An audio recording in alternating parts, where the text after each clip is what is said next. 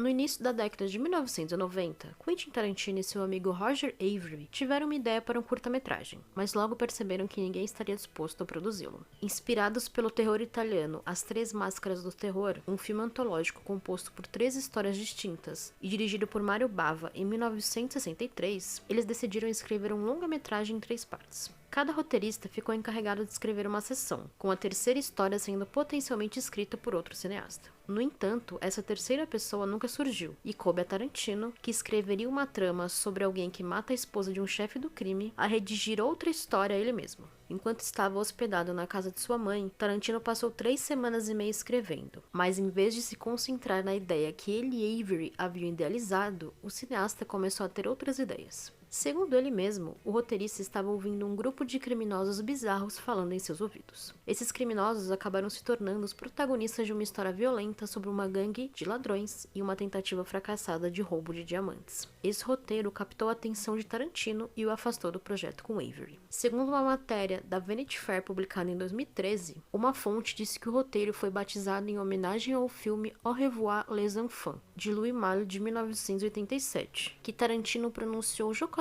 como Reservoir Dogs. Seu projeto original teria que esperar, porque Tarantino estava determinado a dirigir Cães de Aluguel naquele momento. Com o sucesso do filme, o novo cineasta começou a receber ligações de Hollywood, com ofertas para projetos já encaminhados. Porém, Tarantino achou que era o momento para retornar para aquelas 3 histórias que ele havia deixado de lado. Eu sou Julia Gavilã, e esse é o Mais Que Um Filme. Tendo faturado $50 mil com Cães de Aluguel, Tarantino embarcou em um avião com uma mala cheia de livros policiais no início de 1992 e voou para Amsterdã, onde ficou em um apartamento de 1 cômodo por 3 meses. Avary e a produtora executiva Stacey Sher também passaram um período no local. Sem fax ou telefone, seu objetivo era escrever o roteiro de Pulp Fiction, que ele já havia começado a trabalhar preenchendo um punhado de cadernos com ideias enquanto preparava o lançamento de Cães de Aluguel. Antes de deixar Amsterdã, Cher estava familiarizada com todo o primeiro ato, e segundo ela, Tarantino e Avary ficaram para trabalhar juntos no segundo ato. Um tempo depois, Avary também foi embora, sentindo que ambos coescreveram o material. Porém, Tarantino não tinha a mesma opinião e permaneceu na cidade para aprimorar o roteiro. Ele continuou escrevendo até 1993, enquanto circulava pelo circuito de festivais europeus. Mais tarde, durante as filmagens, Avary teria solicitado a se contentar com um crédito de História D, em vez de um de coautor. Tarantino alegou que a única contribuição de Avary foi na segunda história, pela qual ele supostamente recebeu $25 mil.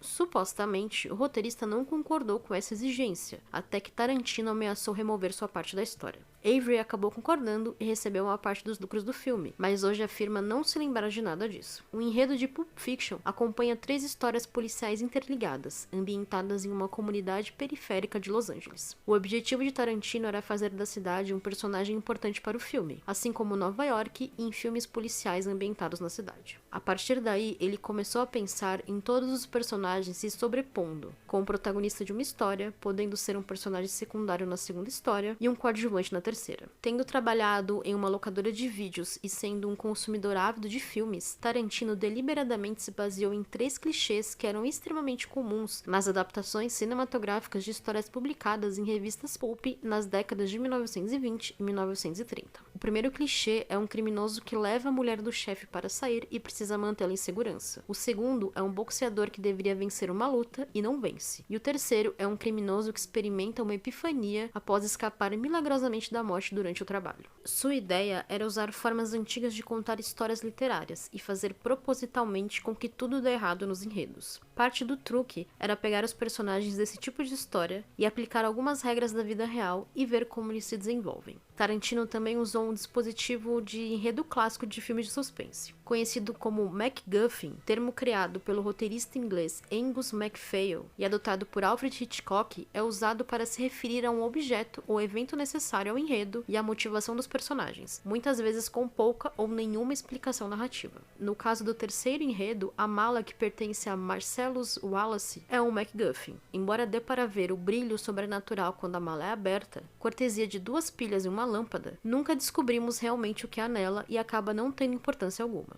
Seu único significado é que ela exista e precisa ser devolvida a Marcellus Wallace, colocando Vincent e Jules em seus respectivos caminhos. Segundo Tarantino, a mala contém tudo que os espectadores desejam que ela tenha, ou seja, não importa realmente o que tem nela. A narrativa cronológica de Pulp Fiction traz consigo inúmeras surpresas que tornam o filme de Tarantino um mosaico violento e engraçado, dependendo do humor de cada espectador. Raramente o cineasta usa o diálogo como meio de exposição, mas como uma forma de mostrar os pensamentos e sentimentos dos personagens sobre uma variedade de assuntos. Tarantino tinha uma ideia clara sobre o que ele queria para o filme, mas quando voltou para Los Angeles, o material estava longe de ser organizado. Como ele não digitava, seu roteiro era uma bagunça espalhada em cadernos escolares, com centenas de páginas com uma caligrafia indecifrável. Então, o cineasta entregou o material para a datilógrafa Linda Chen, que o ajudou a organizar tudo em um roteiro coeso e legível.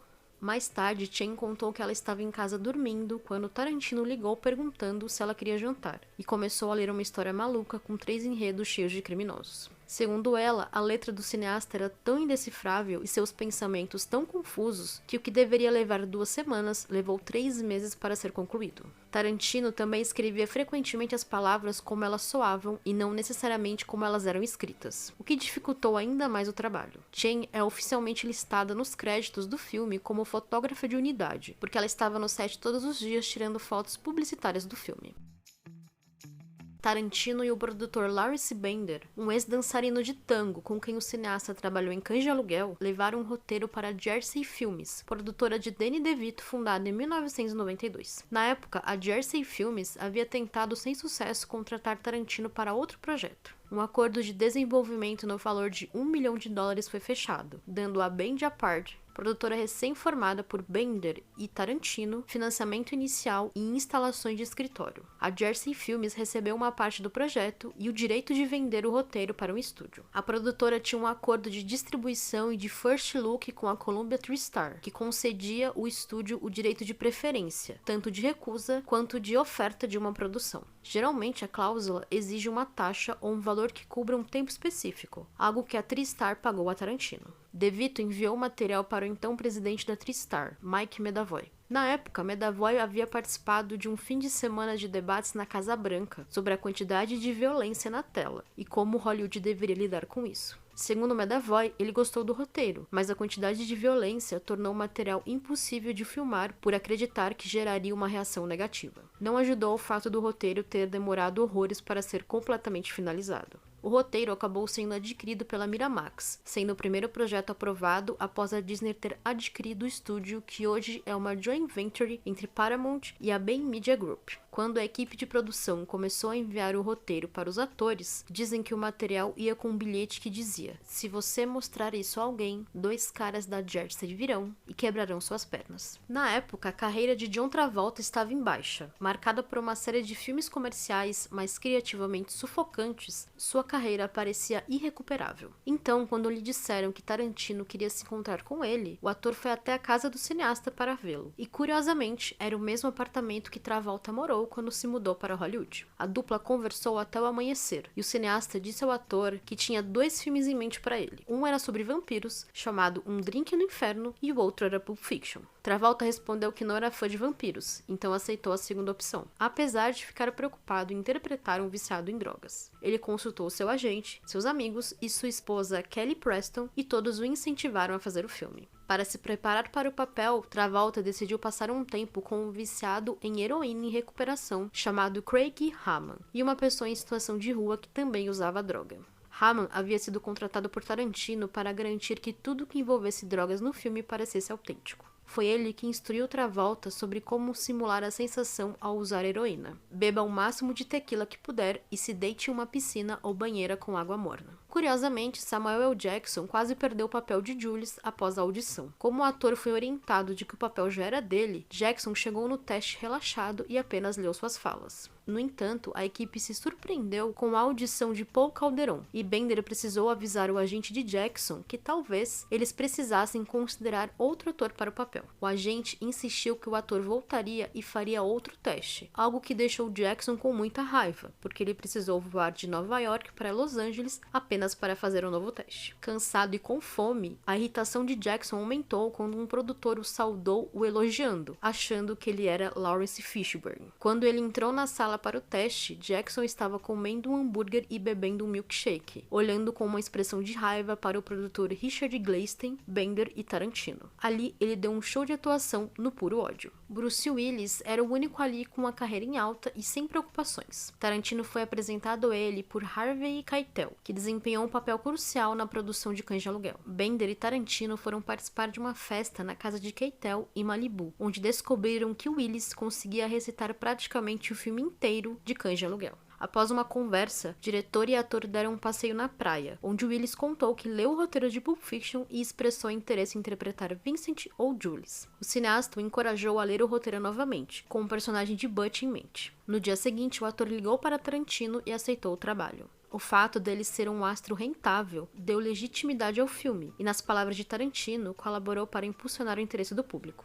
Pulp Fiction também ajudou a catapultar Uma Thurman e Ving Rhames ao sucesso. Enquanto a atriz ficou receosa de trabalhar em um filme que retratasse um abuso, Rhames quis o papel alegando que nunca teve chance de interpretar um papel vulnerável por conta de sua aparência. Sua interpretação impulsionou sua carreira e lhe rendeu papéis em sucessos de bilheteria como Missão Impossível, de 1996. As filmagens de Pulp Fiction aconteceram entre 20 de setembro e 30 de novembro de 1993, com os principais profissionais que trabalharam com Tarantino em Cães de Aluguel. Isso inclui o diretor de fotografia Andrei Sakula, a editora Sally Menke, o designer de produção David Wasco e a figurinista Betsy Heyman. Segundo o diretor, eles tinham 8 milhões de dólares, mas ele queria que parecesse um filme de 20 a 25 milhões de dólares. Pensando nisso, a maior parte do orçamento foi gasto no cenário do restaurante Jack Rabbit Slim. Ele foi construído em um armazém em Culver City, na Califórnia, onde foi acompanhado de vários outros cenários, bem como pelos escritórios de produção do filme. Para os figurinos, Tarantino e Heyman se inspiraram no diretor francês Jean-Pierre Melville, que acreditava que as roupas que os seus personagens usavam eram suas armaduras simbólicas. Reconhecidamente um cleptomaníaco cinematográfico, Tarantino se inspirou e até mesmo copiou completamente cenas de filmes que ele gostava ao longo da carreira. A cena da adrenalina, por exemplo, foi inspirada em American Boy, A Profile of Steven Prince, documentário de Martin Scorsese sobre o ator de Taxi Driver Steven Prince, que interpretou o traficante de drogas Easy Andy no filme. No documentário, Prince lembra sobre como injetou adrenalina no coração de uma mulher que estava sofrendo uma overdose, com a ajuda de um dicionário médico e um marcador mágico. Outra cena famosa do filme, onde Vincent dança com Mia no restaurante, foi inspirada em uma cena do filme Banda à Parte, lançada por Jean-Luc Godard em 1964. Muitos acreditam que ela havia sido incluída no roteiro após a contratação de John Travolta, mas a cena foi escrita antes do elenco ser escolhido. No fim, Tarantino viu ali uma oportunidade de atrair o público, já que eles veriam o ator dançando novamente. Diversos críticos e pesquisadores encontraram diferentes inspirações cinematográficas em Pulp Fiction, citando filmes como Psicose, de 1960, e Amargo Pesadelo, de 1972, entre muitos outros. Pulp Fiction estreou no Festival de Cinema de Cannes em maio de 1994, onde venceu a Palma de Ouro e iniciou a campanha para levar o Oscar de melhor roteiro original em 1995. Ainda hoje, mais de 3 décadas depois do lançamento, muitos ainda consideram esse o melhor filme de Tarantino. Eu sou Júlia Gavilã e esse é Mais Que Um Filme. Me siga nas redes sociais para acompanhar o que eu faço por aí e bater um papo comigo. Também siga o feed do podcast para não perder nada e conheça o Catarse do Mais Que Um Filme. Ou me pague um café via Pix. Até a próxima!